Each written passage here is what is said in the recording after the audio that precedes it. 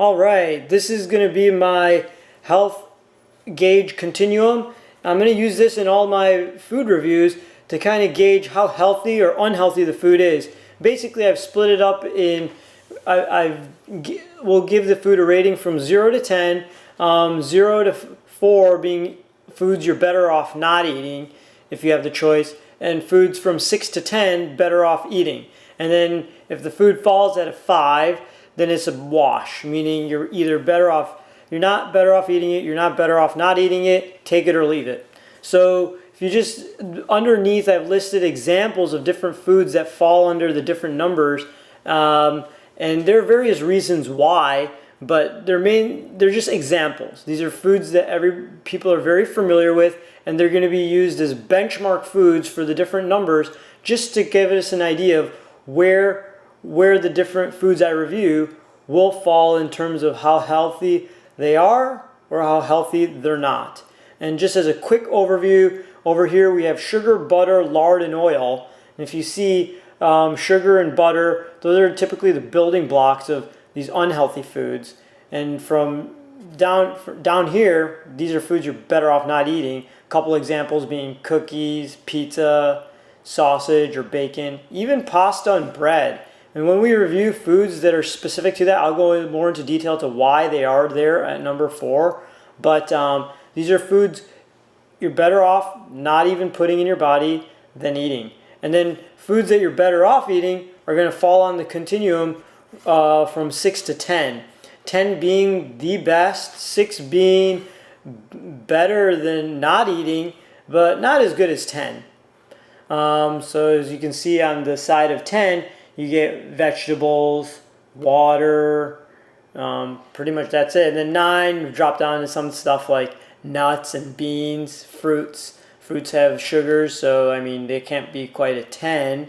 Although the sugars in fruits are better than, for example, the sugar used in sweetened yogurt. So it'll find itself up on 9.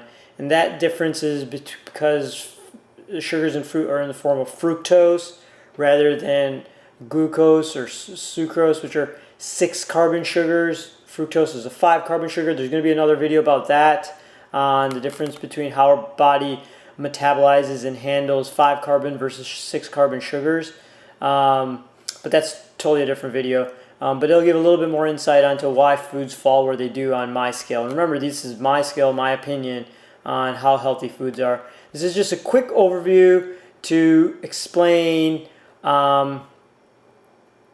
why foods, explain the scale I use for the different reviews I do on this channel. And then you can just, you obviously looked at this, I'm gonna leave it up here so you can see oatmeal, eggs, chicken, poultry. That's obviously an 8. And then here's where, most of the natural foods stop. And then going down here's more processed foods. That plays into a factor where they fall. So for me, it's usually, are they natural? Are they processed? Is there a glycemic index consequence? Is there nutritional value? And what's the balance or the ratio of how nutritious the food is to how much poor or negative health consequences in the food? For example, bacon will have a good amount of protein, but at the same time it comes with a huge fat burden, so then it falls down to 3. Whereas beef has a nice hefty protein content, but then it has a lot of unhealthy things which may create free radicals like and also fat. It will also have a high fat content. But then you move up to poultry or chicken or eggs that have a lot of protein and highly nutritious, especially with the egg yolk, has a lot of vitamins and minerals, and then the health consequence is not quite as large for the amount of protein you're getting. Same in this yogurt. Here's plain yogurt. And so that just a little synopsis onto why these example foods fall where they do from 0 to 10. Anyways, thanks for watching. Hit the subscribe button if you want to see how this applies to all the different foods I review and how I use this and how I think about food. And hopefully it can help guide you in leading a happy, healthier life.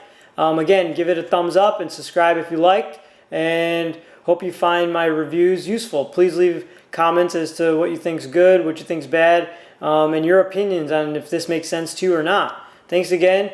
Once again, subscribe, give us a thumbs up, and I'll catch you on the next video.